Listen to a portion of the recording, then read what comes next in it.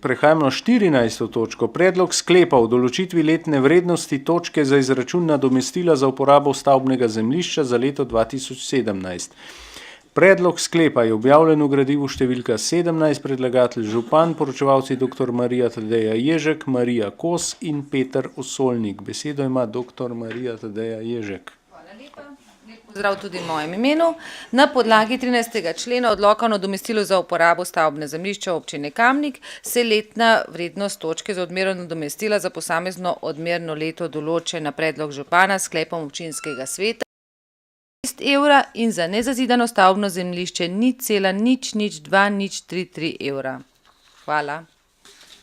Hvala. Odpiram razpravo. Delovna telesa, svetniške skupine, svetnice, svetniki. Zaključujem razpravo in glasovali bomo o predlaganem sklepu. Občinski svet občine Kamnik sprejme sklep o določitvi letne vrednosti točke za izračun nadomestila za uporabo stavbnega zemljišča za leto 2017. Glasujemo. Glasovanje poteka.